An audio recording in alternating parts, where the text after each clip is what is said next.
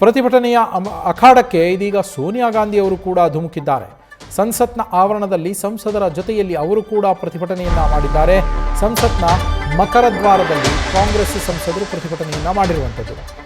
Neat ಪ್ರಶ್ನೆ ಪತ್ರಿಕೆ ಸೋರಿಕೆ ಹಾಗೆ ಪ್ರತಿಭಟನಾ ನಿರತ ವಿದ್ಯಾರ್ಥಿಗಳ ಮೇಲೆ ಲಾಠಿ ಚಾರ್ಜ್ ಅನ್ನು ಖಂಡಿಸಿ ಈ ಪ್ರತಿಭಟನೆಯನ್ನ ಮಾಡಲಾಗಿರುವಂಥದ್ದು. ಆ ಪ್ರತಿಭಟನೆಯಲ್ಲಿ ಕಾಂಗ್ರೆಸ್ನ ಅಧಿನಾಯಕಿ, ಕಾಂಗ್ರೆಸ್ ವರಿಷ್ಠೆ ಸೋನಿಯಾ ಗಾಂಧಿ ಅವರು ಕೂಡ ಭಾಗಿಯಾಗಿ ತಮ್ಮ ಬೆಂಬಲವನ್ನು ಕೂಡ ಸೂಚಿಸಿದ್ದಾರೆ. ಈ ಮೂಲಕ ಹೋರಾಟದ ಅಖಾಡಕ್ಕೆ ಅವರು ಎಂಟ್ರಿಯನ್ನು ಕೊಟ್ಟಿದ್ದಾರೆ.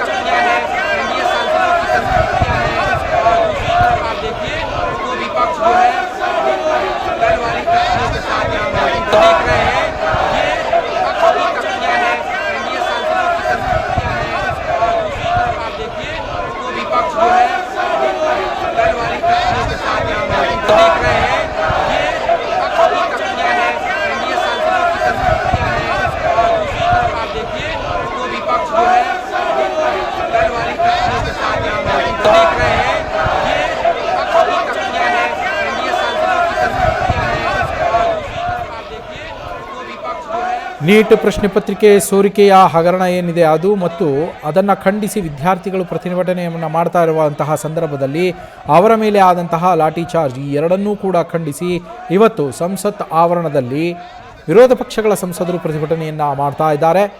ಆ ಪ್ರತಿಭಟನೆಯಲ್ಲಿ ಕಾಂಗ್ರೆಸ್ನ ಅಧಿನಾಯಕಿ ಸೋನಿಯಾ ಗಾಂಧಿಯವರು ಕೂಡ ಭಾಗಿಯಾಗಿರುವಂಥದ್ದು. ರಾಹುಲ್ ಗಾಂಧಿಯವರು ಸೇರಿದಂತೆ ಹಲವು ಕಾಂಗ್ರೆಸ್ನ ಸಂಸದರು ಮೊನ್ನೆ ಪ್ರಧಾನಮಂತ್ರಿ ನರೇಂದ್ರ ಮೋದಿಯವರ ನಿವಾಸದ ಎದುರಲ್ಲಿಯೇ ಪ್ರತಿಭಟನೆಯನ್ನು ಮಾಡ್ತಾ ಇದ್ರು.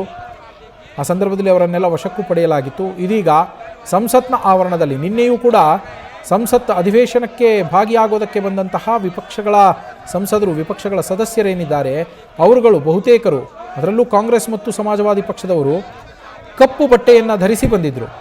ಪ್ರತಿಭಟನೆಯ ಸೂಚಕವಾಗಿ ಅವರು ಕಪ್ಪು ಬಟ್ಟೆಯನ್ನು ಧರಿಸಿ ಬಂದಿದ್ದರು. ಅದರ ಬೆನ್ನಲ್ಲೇ ಇವತ್ತು ಕೂಡ ಸಂಸತ್ನ ಆವರಣದಲ್ಲಿ ಪ್ರತಿಭಟನೆ ಮುಂದುವರೆದಿದೆ ವಿಪಕ್ಷಗಳ ಸದಸ್ಯರಿಂದ.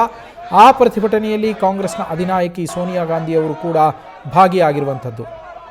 ಬೇರೆ ಬೇರೆ ದೃಶ್ಯಗಳನ್ನು ನೀವು ಗಮನಿಸ್ತಾ ಇದ್ದೀರಾ. ಪ್ರತಿಭಟನೆಯ ದೃಶ್ಯಗಳನ್ನು ಸಂಸತ್ನ ಆವರಣದಲ್ಲಿ ನಡೀತಾ ಇದೆ.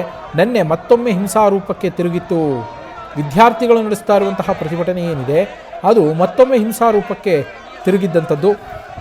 ಅಲ್ಲಿ ಕಲ್ಲುಗಳನ್ನು, ಮಚ್ಚುಗಳನ್ನು, ಲಾಂಗ್ಗಳನ್ನು, ಬಡಿಗೆಗಳನ್ನೆಲ್ಲ ತೆಗೆದುಕೊಂಡು ಬರ್ತಾ ಇದ್ದಾರೆ. ಪೊಲೀಸರು ಭದ್ರತೆಗೆ ಅಂತೇಳಿ ಇರೋದು ಅವನ್ನ ತೆಗೆದುಕೊಂಡು ಬಂದು ಪೊಲೀಸರ ಮೇಲೆ ಅಲ್ಲಿ ಅಟ್ಯಾಕ್ ಮಾಡಲಾಗ್ತಾ ಇದೆ. ಅವುಗಳನ್ನೆಲ್ಲ ತೆಗೆದುಕೊಂಡು ಬರ್ತಾ ಇರೋದು ಯಾರು? ವಿದ್ಯಾರ್ಥಿಗಳ? ಖಂಡಿತವಾಗಿಯೂ ವಿದ್ಯಾರ್ಥಿಗಳಲ್ಲ ಅಂತಲೇ ಹೇಳ್ಬೋದು. ಯಾಕಂದರೆ ವಿದ್ಯಾರ್ಥಿಗಳಿಗೆ ಅವರ ಭವಿಷ್ಯದ ಬಗ್ಗೆಯೂ ಚಿಂತೆ ಇರುತ್ತೆ. ಅವರು ಹೋರಾಡ್ತಾ ಇರೋದೇ ತಮ್ಮ ಭವಿಷ್ಯಕ್ಕೋಸ್ಕರ. ಅದರ ಮೇಲೆ ಅವರು ಕಲ್ಲು ಹಾಕ್ಕೊಳ್ಳೋದಕ್ಕಂತೂ ಪ್ರಯತ್ನವನ್ನು ಮಾಡಲ್ಲ. ಹಾಗಾಗಿ ಇವನ್ನೆಲ್ಲ ತೆಗೆದುಕೊಂಡು ಬರ್ತಾ ಇರೋದು ಯಾರು ಅನ್ನೋ ಪ್ರಶ್ನೆ ಮೂಡುತ್ತೆ. ನ್ಯೂಸ್ ಫಸ್ಟ್, ನಿರ್ಭೀತಿಯಿಂದ ನಿಮ್ಮ ಪರವಾಗಿ.